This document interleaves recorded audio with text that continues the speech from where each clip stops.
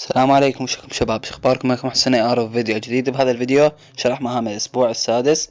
فبدون مقدمات خلينا نطبع على الفيديو. بالبداية خلينا اعطيكم ملاحظتين. الملاحظة الاولى، هذه المهام تقدر تكملها باي وضع عدا الحرب والروم، فهذا الشيء خليه ببالك دائما. عدا اللي يحدد لك هو بها، يعني سوي هذا الشيء بالكلاسيك، فتقدر تكملها انت بكل وضع عدا هذا يحدد لك بها المهمة. وثاني شيء، المهام هذه اذا مكمل هناني ومتخربط شو اسمه مالتهن اللي ظلوا تلحون علي، اوكي. يقول لي مخربط بيه انه واحد ذيك المرة، اي خل نطبق اول مهمة. عندنا اقتل 10 مع MK 47. MK 47 فرق عن MK 14 اللي هو سلاح دروب.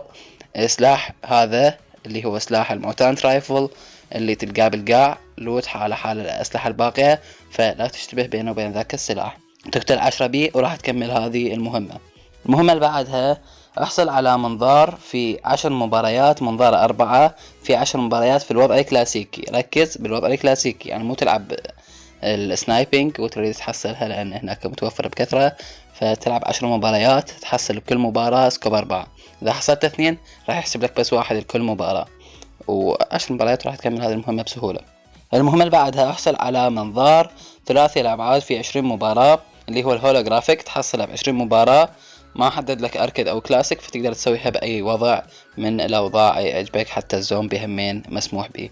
المهمة اللي بعدها يقول لك اقتل 20 عدو باستعمال UMP9. UMP سلاح SMG تعرفونه كلكم اتوقع، وتقتل بيه 20 واحد بأي وضع. ركز، تقدر تلعب كويك ماتش أو تكملها، بس مو تلعب حرب. ركز على هذا الشيء وتذكره دائما. المهمة اللي بعدها، استخدم علامة التعطل اللي تحصلها بالآربي 40.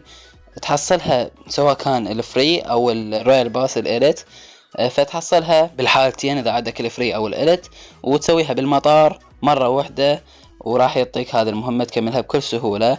المهمة الأخيرة للرويال باس المجاني، أكمل 15 مباراة مع الأصدقاء. أتوقع كلش واضحة، أي واحد من أصدقائك تلعب وياه أي مباراة، ما حدد لك سواء كان أركيد أو كلاسيك، وراح تكملها مجرد تكمل 15 مباراة مع أصدقائك. أول مهمة للرويال باس الذهبي، أو آخر وحدة ما أعرف، أو ثالث وحدة، لا تظل تلحون بهذا الموضوع. المهم صل إلى الفئة الماسية أو أعلى. طبعا أنا مكملها، والصبح قبل ما أروح للدوام شفتها وجمعتها. ليش؟ لأن كنت داخل الصندوق. الفئة الماسية ما حدد لك بأي وضع، يعني أنت مجرد واصل لها راح يكملك إياها المهمة مباشرة. المهمة اللي بعدها، صل إلى أفضل 3 مراتب في الوضع الفريق في الوضع الكلاسيكي.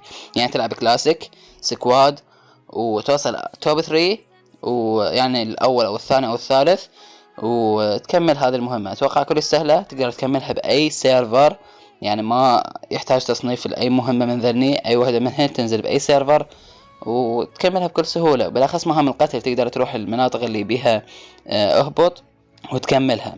المهمة اللي بعدها، اقتل 3 أعداء باستخدام القنابل اليدوية.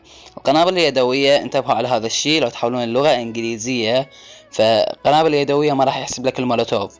ركز على هذا الشيء، يعني بس الفراج جرينيد اللي كاتب لك بالإنجليزي اللي هي القنابل المتفجرة، هذه تقتل بها 3 أعداء عادي تفنشهم. يعني تنوك مثلا بأي أو أم 4 وتفنش بقنبلة يدوية، راح يحسب لك هذه المهمة. ما حدد لك أي مسافة مثل المهام القديمة، فتقتل بس 3 أعداء بأي قنبلة. حتى إذا نوكة لازم فراج جرينيد اللي هي المتفجرة. اهبط على سطح أي مبنى في مقلع الحجارة في سان هوك 3 مرات. هذه المهمة تهبط على ذني البيوت، أنا أنصحك بذني اللي مأشرهن قدامك، تهبط عليهن 3 مرات بأي وضع. تقدر تروح تسوي مهام القتل بهذا المكان، فأتوقع تقدر تسوي عصفورين بحجر واحد. وبس هذه المهام مال الأسبوع السادس. قبل ما ننهي الفيديو، خلينا نفتح ذهن الصناديق اللي قلت لكم عليهن، عندي 8، فخلينا نفتحهن كلهن سوا 8.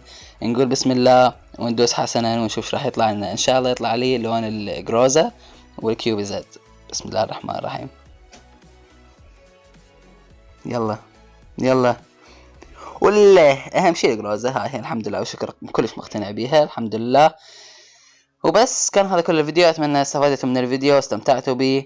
هذه الملابس حصلتها من صناديق، اذا متابع الستوري تعرف شنو الموضوع مالتها. وما نطول عليكم اكثر، اذا استفدتوا من الفيديو طجنا بلايك ونشر الاصدقاء خلي يستفادون همين. وبس في امان الله.